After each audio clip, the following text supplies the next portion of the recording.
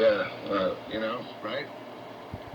And that, I don't know why there's this noise. There's this, like, extra noise going on. I'm trying to figure out what the heck it is. Ah, the noise is gone.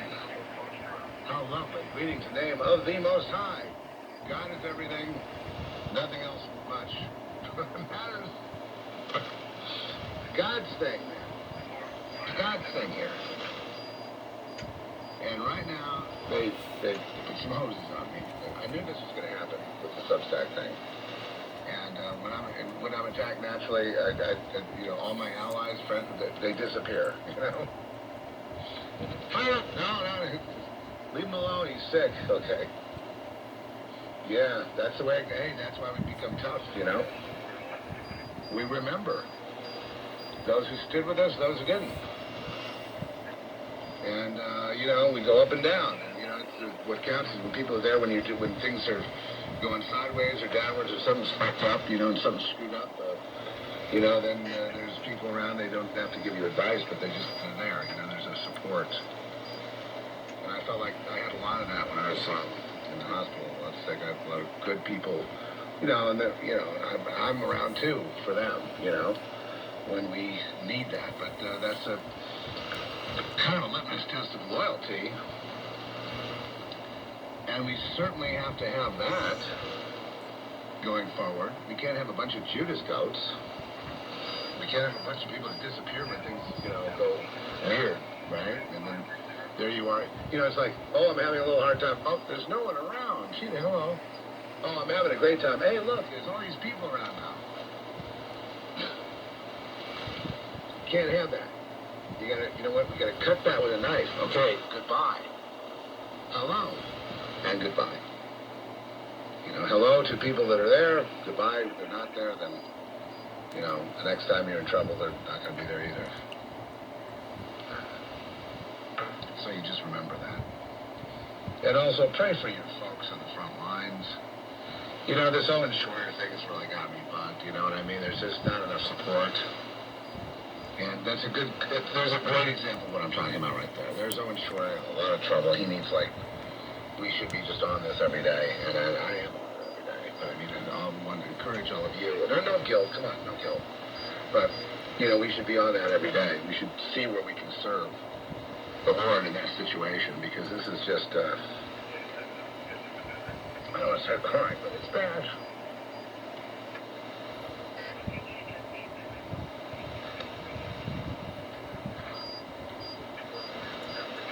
It's just how monstrous they can be. And we give them, no problem. I got it. It's okay. My tears are rage now. They're not sorrow anymore. They're like, go to war. I don't care how we have to win. Because I'll tell you, that kind of cruelty is, I know about that.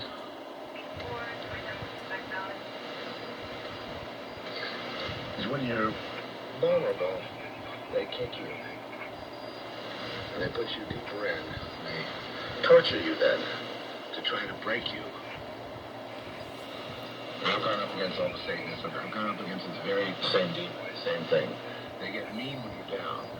Well, they're great friends when you're doing fine. Oh, yeah. But then when you're down, and then a knife goes in. Then they stick you in the ass. I see it. And I think that this time around, of desertion, we're going to see the Lord is going to divide people permanently. That's what's happened with a good friend of mine. It's just, no, there's just no more. There's no more there. It's just over. Sorry, but I've been stabbed in the back enough, and I'm done. Since it gets that point. Yeah, this preacher, he's pretty pissed off, man. I never heard a preacher this pissed. And I don't care. Man. You know what? See, what you shouldn't have done, Satan, is made me tough. And made me intact with my emotions at the same time. So I can suffer and then be tough. Because if you can be tough without suffering, you're half a person. You're useless. But if you can suffer tears and sorrow and rage and pain and empathy and compassion and you're just all into it for that, and at the same time, intellectual prowess, and at the same time, you're fucking tough. You take that solitary confinement. You got that right. You take them trying to break you. Unfair stuff, unfair torture. Sometimes they kill people with the torture. You know? But, you know, you have to resolve to have that toughness, and God will give you that toughness to be able to take it when nobody else can take it, but you can take it because you're in the Lord. And that is what, you know, I think we're all going to face sooner or later from family, friends, will become your greatest detractors. Will be your family. I don't know who this guy is, but he's freaking pretty good. He's like the best preacher out there. He don't give a shit what he says. Because that's where it's coming from. Family and friends will It's get on you first. Wwcr. He starts now. Because, see, they won't quite be on the same page you're on. And they're going to, you know, tattle on you. And they're going to 4 o'clock in the morning, they're going to report which is on you. now. You know, you're not quite, you know, they're afraid of you, then they're going to say, make up bad things about you like you're no good. And because they're afraid to go where you've gone. And they want a little more acceptance from society, so they distance themselves from you. And in so doing, they piss off God. And they distance themselves from the Lord, because the truth is, the closer to the truth, the more scary it gets, and the further away from the truth, the more easy it gets. And if you're just going to give everybody a pass and be a wench and slide through, well, you've got billions of people doing that very same thing. They're about to get their asses kicked right now. So that didn't work out too well, did it?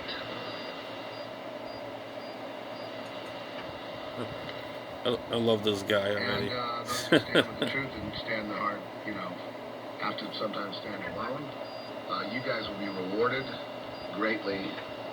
You just have to understand it's not about this world. It's about existence. It's about God. It's about you. It's about eternity.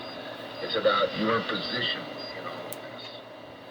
And that your permanent position. And if your permanent position is eternity and the permanent position is in Christ, then you already are part of a royal brotherhood, sisterhood, whatever. You're already connected, you know, eternally and forever and always. And so there is no loneliness. There is no alone. These fucking idiot people on this planet running around, you know, friends with you and playing politics and playing footsie on Facebook and all this shit. Listen, they're not your friends. All Facebook is for is to program you. It's just to give you ads of, you know, celebrities and stuff you don't need and products you don't need. He's right. You know, so that you know, to keep you occupied and then gradually to kind of bend you in shape, because everybody there is being politically correct. Mm-hmm. Don't tell me they aren't. Oh, I yeah. don't do anything. I write something a little weird on that, and everyone's like, oh, yeah, there's something wrong with it, you know. I'm going to write whatever I feel like. And or they Facebook block is you. not going to intimidate me. Or Facebook blocks you for a few days. And let the people that you know, if there are people I'm working with, all of a sudden like they act like they don't know me, well, there's proof for you. There you go. There you go. They don't know me all of a sudden. Okay, we got a little too real for them. You know, they hide behind their arts. And they're like movie making and all that. They hide behind them. Oh, yeah, hi, man, yeah, great. You know, let's put up Bruce Willis. Guy can't even talk. Which is symbolic. That means to me prophetically that the old days are over in Hollywood. That's it. That's why Hollywood pulled the plug. It's over. Nobody wants those narratives of, you know, these typical, you know, plot point narratives of, you know, the Die Hard and all that. Nobody wants that. You know, Bruce Willis is mute. He's a mute. You know? Yeah, it's too bad. He had some really kick-ass movies. I find that very interesting what happens to people, you know, prophetically. I'm sorry it happened to a human level, but I'm saying it's a big statement. No more Die Hards. That's being made here. Which is December. It's going to come up, and then Die Hard 1 will be out. Nobody cares about like the Saw that at the theaters years ago. Or Stallone or any of that, or that old, you know, the hero stories. I mean, unless you're just such a dolt, you just have to be entertained. Well, the whole point of those movies is to mind control you and take your personhood away from you, so you are a predictable robot. And that's what all the movies have been about from the beginning.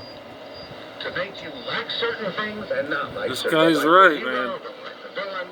The guy wins. He's a guy like you, a sinner, but then he redeems himself in saving some innocent person. Okay, great. You watch this over and over and over again and conform. Because that's what's happening. They are training you. Training. Entertainment is death. Entertainment is the end of... I just become friends with people that are in their 60s. And they're talking about these movies, you know, like, boy, John Carpenter really put a thing, he really set the paradigm, and nothing like that in Stanley Kubrick. Yeah, we all talk about Stanley Kubrick and John Carpenter and all these people, and so what? The whole point of these guys, both Carpenter and Kubrick, is that they were bombed when the movies first came out, and they became legends eventually. Because people are too stupid to figure that out. They couldn't figure out They Live when it came out. This guy is great, though. Very much. So, you know, kind of got, you know, mixed with... Gotta love this guy. I wish I knew his name, But, you know, the point is, it's okay.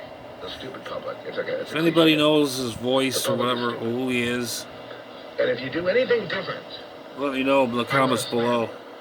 But let me tell you something. You do something different today, you'll be a hero. Because people are tired.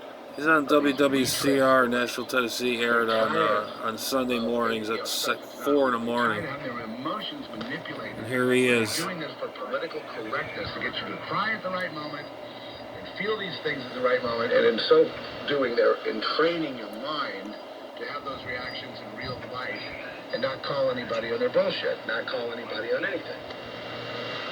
Just, you know, going along to get along. And they're trying to push it now, like with all these with all these, you know, reboots of old TV shows and Netflix series and binge watching. They're trying to just simply control you. That's all Facebook is there. It's like, think of it as one big Netflix binge watch. You got that right. With every trigger in the world being there to shape you. It's a freaking circus, is what it is. Sorrow, you're dying inside. You can't stand it. You don't know what to do. And you're going through the motions of life, and you don't know how much longer you can last. And that's what they've done to you, and that's their fault. And you listen to it, and that's why you're in the state you're in right now. Amen.